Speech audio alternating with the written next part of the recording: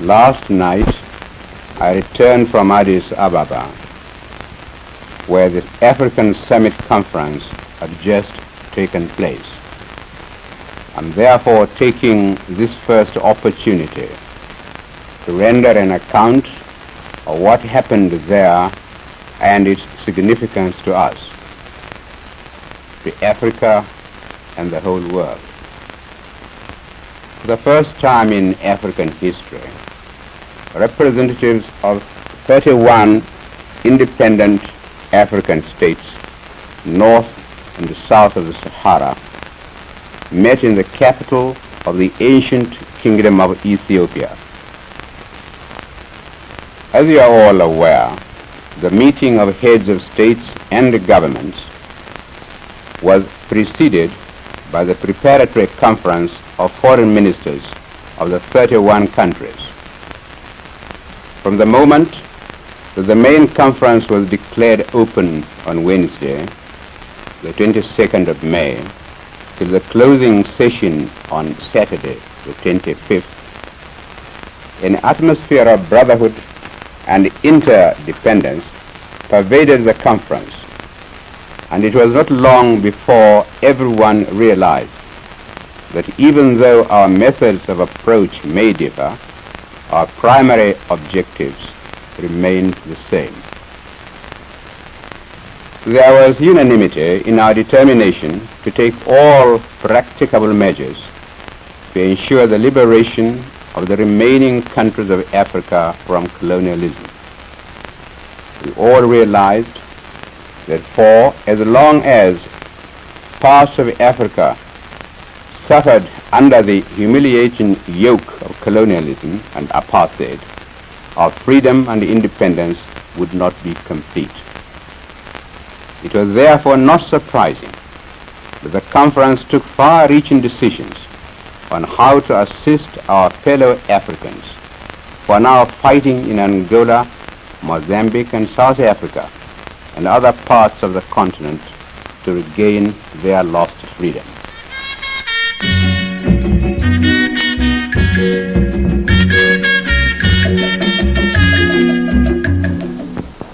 It is with humility, mingled with joy, that I thank this grand concourse of patriots and friends of Nigeria for congregating here today on the occasion of my inauguration as the first African Governor General and Commander-in-Chief of the Federation of Nigeria.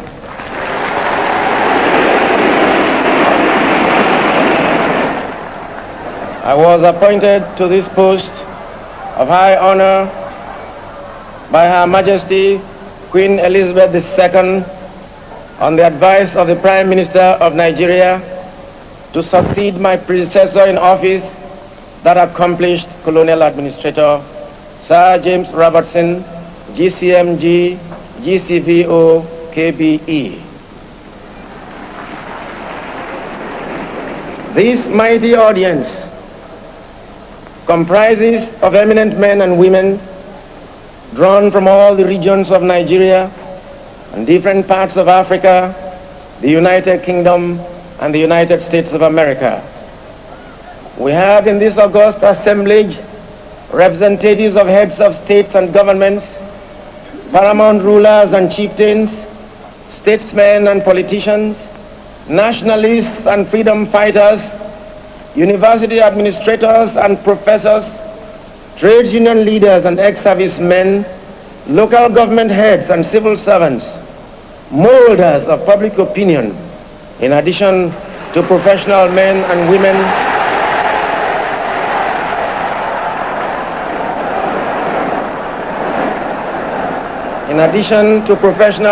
women, in different walks of life, including a select group of invitees who represent various organizations which are interested in Africa and in the orderly progress of our country towards national autonomy. Whilst it is a fact that the Commonwealth is a voluntary association which is loose, flexible, and adaptable, and its members value it for its varied variety and multiplicity of outlook, its member governments sometimes acting in unison, sometimes separately, but always freely exchanging views and information, and always adding something to a common pool of mutual understanding. Nevertheless, Nigerians cannot be expected to be supine when such a basic human right as respect for human dignity is violated with impunity in any part of the Commonwealth or in any part of the world. The challenge of Nigeria as a free state in 20th century Africa is the need to revive the stature of man in Africa and restore the dignity of man in the world. Nigerians believe passionately in the fundamental human rights. We regard all races of the human family as equal. Under no circumstance shall we accept the idea that the black race is inferior to any other race. I call upon Alhaji Ahmadu Bello, the Sultan of Sokoto, to join us in this Herculean task of national reconstruction. I exhort Chief Abubakar to associate with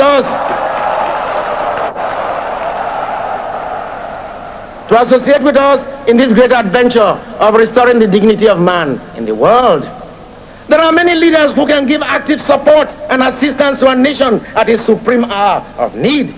Chief Samuel Ladoke Akintola, Dr. Michael Ihanukara Okpara, and Samuel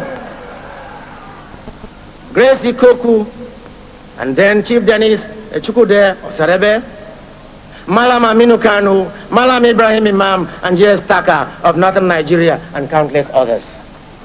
I appeal to all our leaders, far and near, to forget the wounds which were inflicted in cause of our internecine altercations. The love of our country should outweigh the love of our petty selves. The enjoyment of individual freedom under the law should mean more to us than our self-centered party programs and manifestos.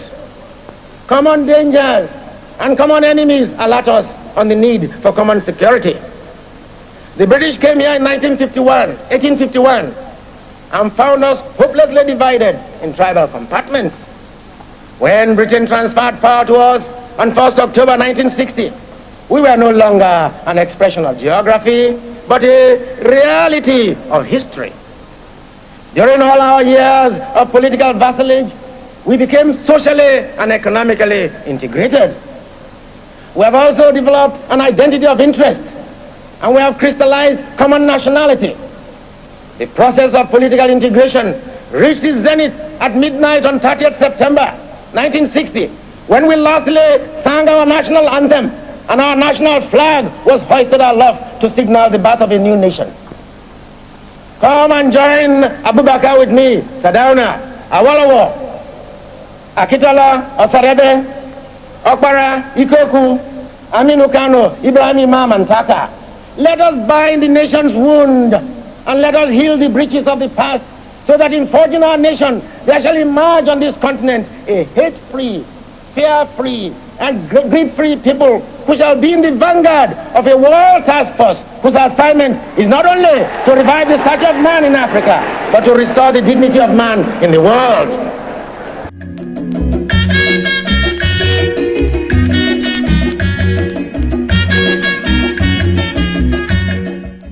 If I am asked whether I am happy because Nigeria is free and the Nigerian government appears to be stable, and the people of Nigeria are apparently satisfied that the price of freedom and the price our leaders paid for it were worth the sacrifice, I would answer in the affirmative.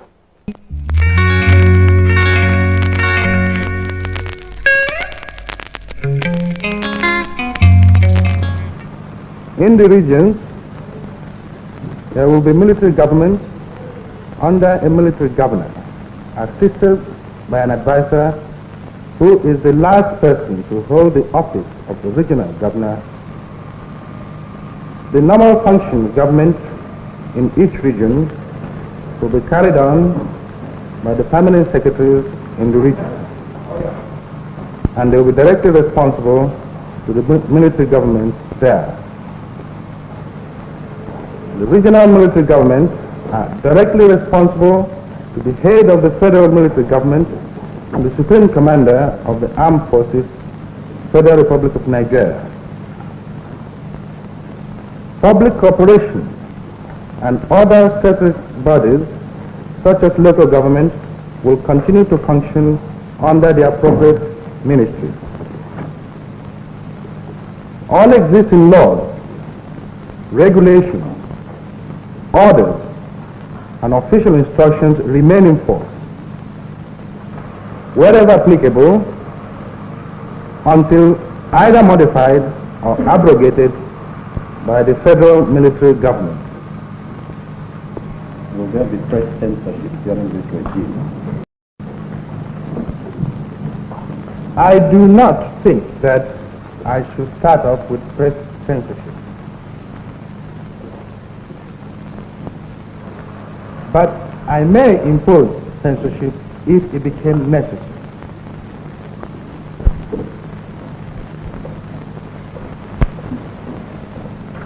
My main concern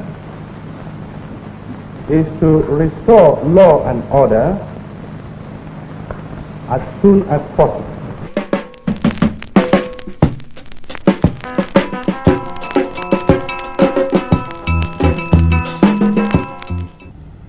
Fellow Nigerians, it is my pleasant duty today to launch the second National Development Plan 1970-74.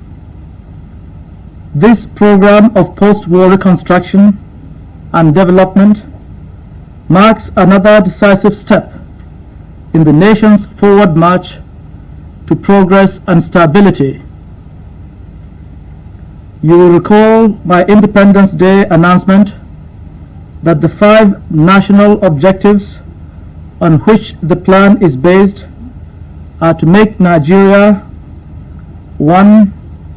A united, strong and self-reliant nation. 2. A great and dynamic economy.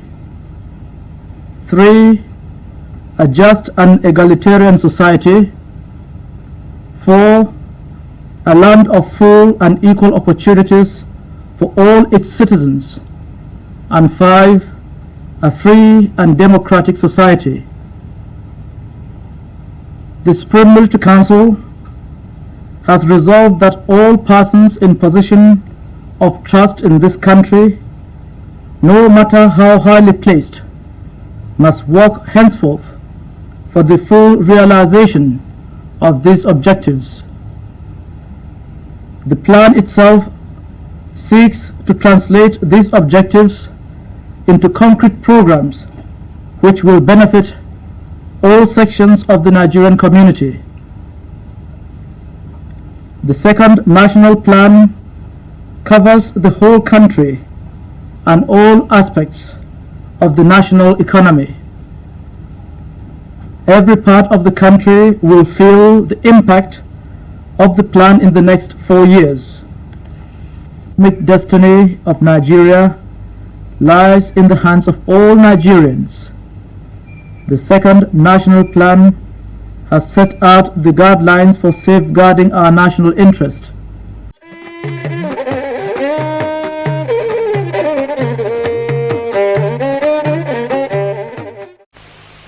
Fellow Nigerians, events of the past few years have indicated that despite our great human and material resources, the government has not been able to fulfill the legitimate expectations of our people. Nigeria has been left to drift. This situation, if not arrested, would inevitably have resulted in chaos and even bloodshed. In the endeavor to build a strong, united and virile nation, Nigerians have shed much blood. The thought of further bloodshed, for whatever reasons, must, I am sure, be revolting to our people. The armed forces, having examined the situation, came to the conclusion that certain changes were inevitable.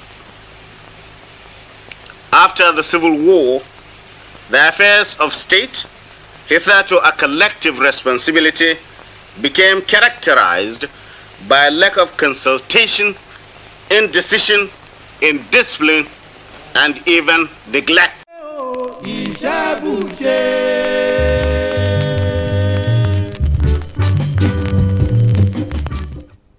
In a few aspects of our national endeavor, is the pressure for modernization so intense today as in our aviation industry. Those involved in or familiar with the industry know that aviation is a growing, fast-changing, and time-saving industry.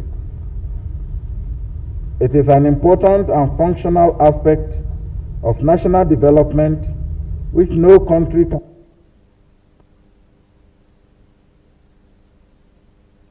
Excellencies, distinguished ladies and gentlemen, I have great pleasure and honor in declaring this airport formally open for the greater progress of Nigeria, closer understanding between mankind, and greater glory of God.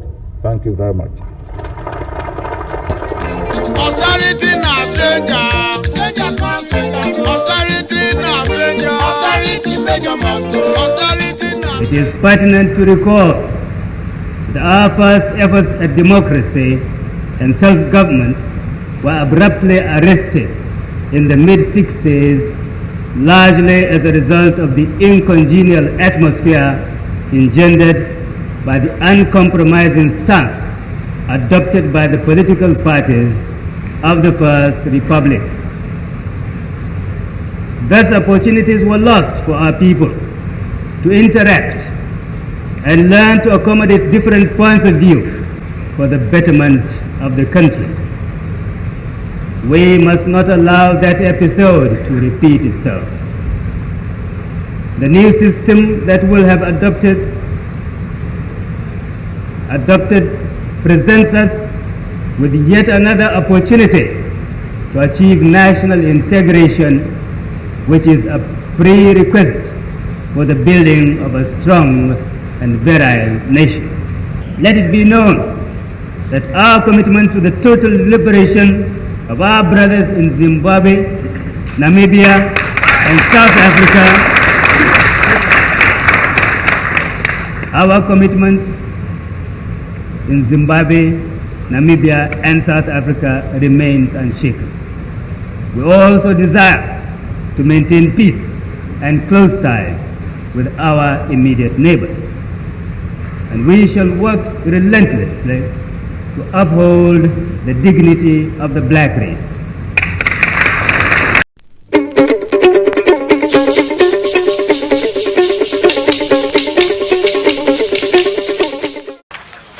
The Nigerian Armed Forces fulfilled their promise to end 13 years of military rule in 1979 when they voluntarily handed over the reins of power to the civilians.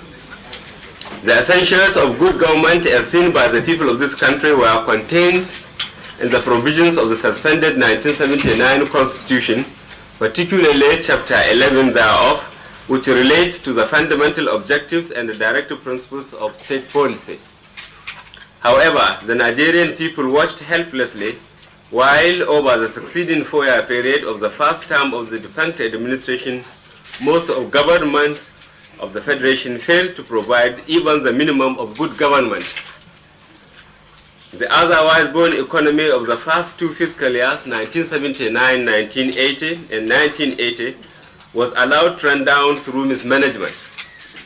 Not only was there an inadequate response to the global recession caused by the worldwide oil glut and the oil production crisis which beset OPEC member countries, but measures designed to curb Nigeria's vulnerability to the vagaries of oil market were applied in half-hearted manner. The monetary and fiscal measures introduced under Economic Stabilization Act 1982 to boost local production of goods, improve foreign exchange reserves, and make the economy more self-sufficient and self-reliant were not implemented in a manner in which they could have the desired effect. The promised import food items to supplement the shortfall in agricultural production was not fulfilled for the benefit of the people. What quantity was brought in was either diverted, hoarded, or sold at prices beyond the reach of the ordinary man. The administration of the import licensing system was so corrupt that licenses were denied to genuine importers and manufacturers, only to be given to middlemen whose only interest in these licenses was to hawk them around.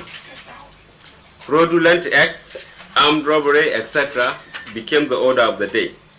The government seemed unable or unwilling to deal firmly with perpetrators of such acts. When the executive branch of the government failed, the people expected relief from the legislative branch, which was invested with the power within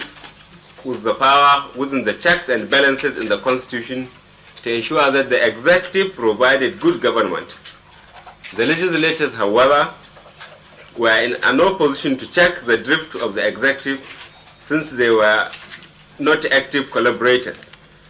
They were preoccupied with other things of no benefit to the people whom they presented. It was not difficult to see that the failings of the executive and legislators would shake the confidence of the people in the system of government which they had adopted at such high costs. Thus, in the midst of their intolerable suffering and the general deterioration in the standard of living, which worsened as time rolled by, the people could only look forward to a change in their circumstances by the installation through the mechanism of the ballot box of a government with a more purposeful and responsible leadership.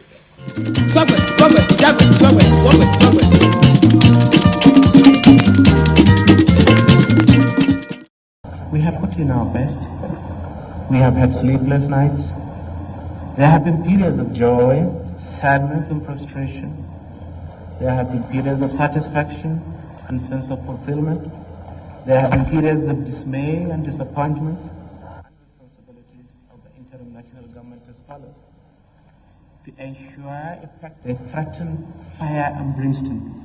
They tread the path of confrontation and sometimes treason. They are a small group, but they make the most noise, like the proverbial empty barrel.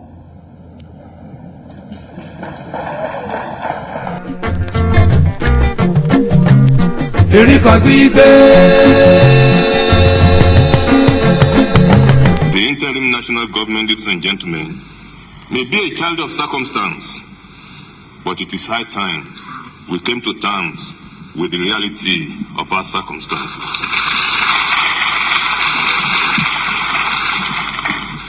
Military rule is over in Nigeria. However, ladies and gentlemen, serious dissension among the political class still persists, and this remains a clog in the wheel of transition. For us as a people, the working of a National Assembly is today the clearest insight we can have to the thinking, strategy, and vision of our political class.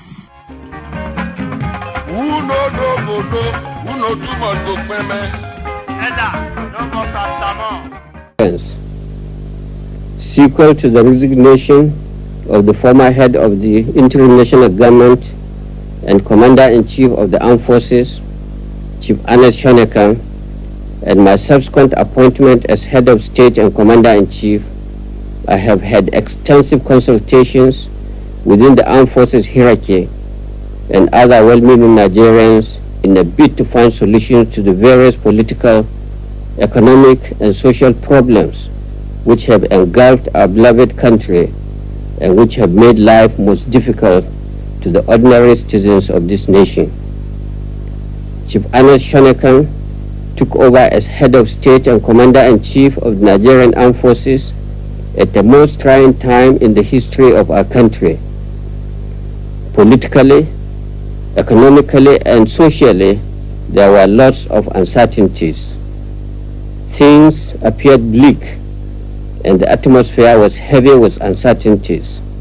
However, Driven by the belief in himself, his countrymen, and love for his country, he accepted to face the challenges of our time. I will therefore like to take this opportunity to pay tribute to him for his selfless service to the nation. He showed great courage at taking on the daunting task of heading the international government, even a greater courage to know when to leave. Many have expressed fears about the apparent return of the military.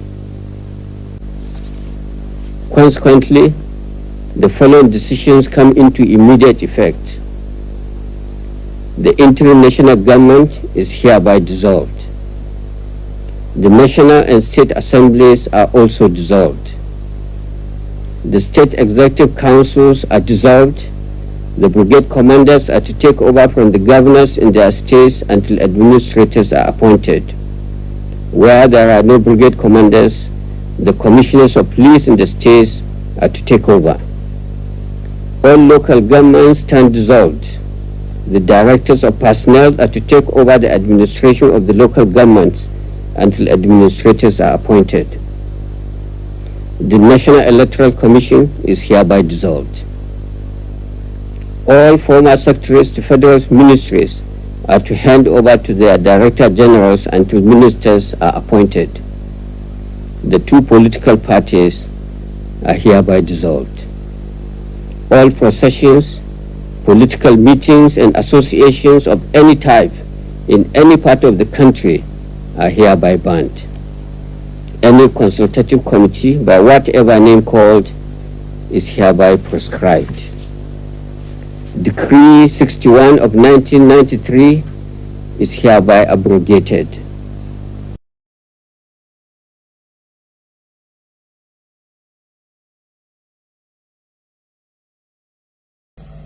Fellow Nigerians, it is with a very heavy heart that I address you for the second time since destiny bestowed upon me the mantle of leadership of our beloved nation. Exactly 1 month ago, we were shocked by the sudden passing away of our late head of state, Sani Abacha. As we conclude the official 30 days mourning of this great loss, we are now challenged by another national tragedy. The passing away yesterday of Chief Moshood Abiola was as sudden as it was tragic. Particularly, he died on the brink of his release from detention. For me personally, and for the nation at large, this must be one of the saddest moments of our life. I never envisaged that I would be faced with such momentous tragedies within the space of 1 month. When I accepted the burden of leadership on the 8th of June, I was conscious of the fact that these are critical and trying times in the history of our nation. I was keenly aware of the imperatives of national reconciliation and restoration of democracy to our troubled nation in an atmosphere of peace and stability.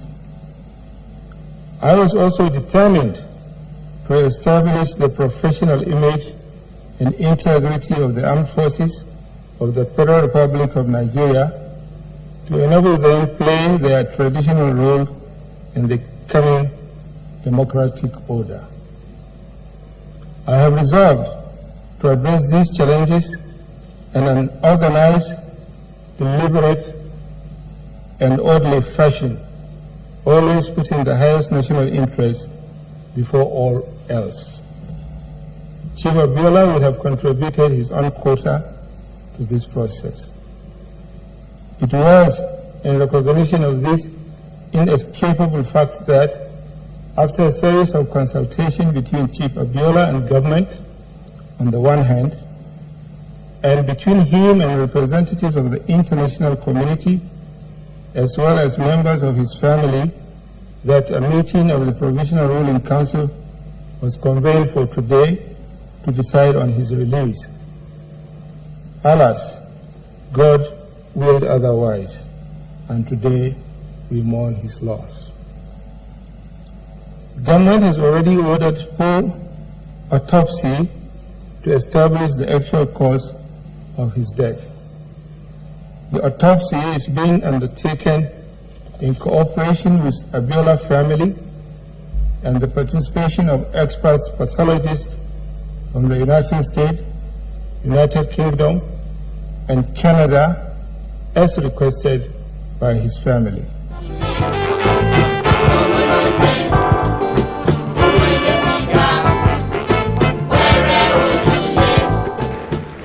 As your president to head a democratic civilian administration, I believe that this is what God Almighty has ordained for me and for my beloved country, Nigeria, and its people.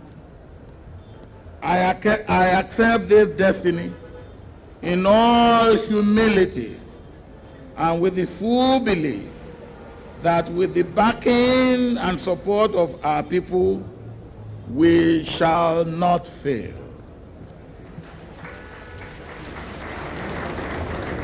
The beneficiaries of corruption in all forms will fight back with all the foul means at their disposal.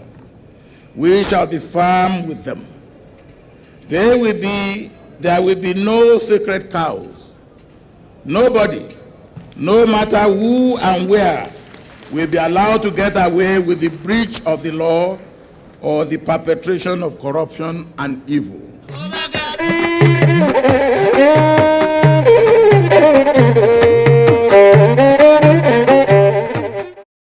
Today is a historic day for our nation, for it marks an important milestone in our march towards a maturing democracy.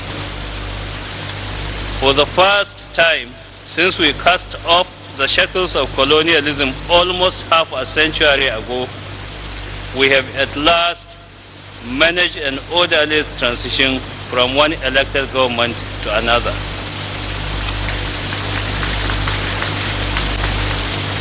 We acknowledge that our elections were not perfect and had lapses and shortcomings.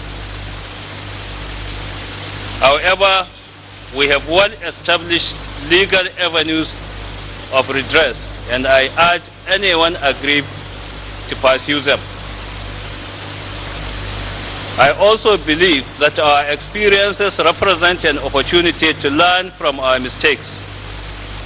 Accordingly, I will set up a panel to examine the entire electoral process with a view to effective reforms and ensuring that we raise the quality and standard of our general elections to meet international standards. I will make this a national priority at the conclusion of the legal processes. Today also marks a generational shift when we, the children of independence, assume the responsibility of national leadership.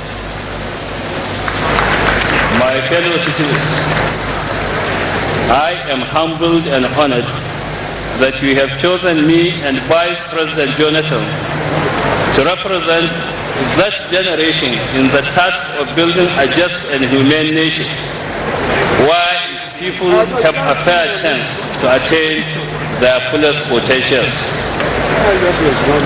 Luckily, we are not starting from scratch.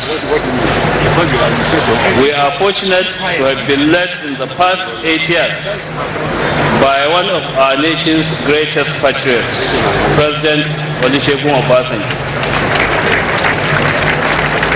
On behalf of all our people, I salute you, Mr. President, for your vision, your courage, and your boundless energy in creating the roadmap toward that united and economically thriving Nigeria that we all seek. Aha! Now here's story. Who want to spoil the second own? I heard you go take him, carry him. You go die. Fellow Nigerians, I greet and felicitate with you all today as we mark 15 years of uninterrupted democratic governance in our beloved country. Our dear nation, Nigeria, has certainly come a long way and made notable progress since our first Democracy Day on May 29, 1999, when the military finally relinquished power and handed over to a democratically elected government, marking the true beginning of a government of the people, by the people, for the people. Although I have ordered a low-key commemoration of this year's Democracy Day in deference to the current mood of the nation, there can be no doubt that the past 15 years, the longest period of sustained democratic governance in our country, have been a blessing to us as a people. As we commemorate 15 years of our Fourth Republic today, therefore, I believe that it's fitting that we pay tribute once again to all those who played a part in restoring our nation to the true path of democratic governance built on the foundations of rule of law and freedom of expression.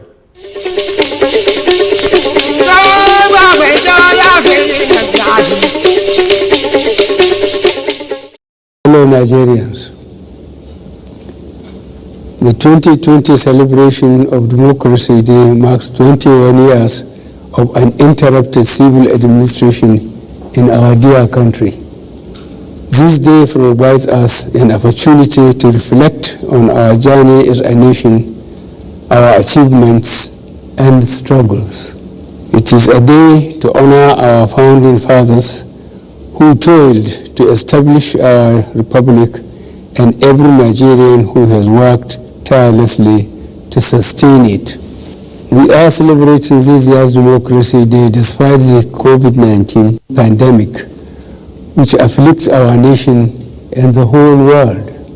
It is indeed a very difficult time for everyone, especially those who have lost loved ones to the virus and those whose sources of livelihood have been severely constrained by the stringent measures we introduce at every level of government to contain the virus and save lives. The dedication of our health and other essential services staff towards containing this virus is a testament of our courage and resilience as a people and as a great nation. And I use this opportunity to say thank you to all of you for your service to the nation. Sustaining our democracy thus far has been a collective struggle, and I congratulate all Nigerians and particularly leaders of our democratic institutions for their resilience and determination to ensure that Nigeria remains a shining example of democracy. In my 2019 Democracy Day address, I promised to frontally address the nation's daunting challenges, especially insecurity, economy, and corruption. I therefore find it necessary to give an account of my stewardship on this day. We have recorded notable achievements in the course of implementing our 9 priority objectives and are establishing a solid foundation for future success. On the economic front, our objectives have remained to stabilize the macroeconomy, achieve agricultural and food security, ensure energy sufficiency in power and petroleum products, develop infrastructure, fight corruption, and improve governance.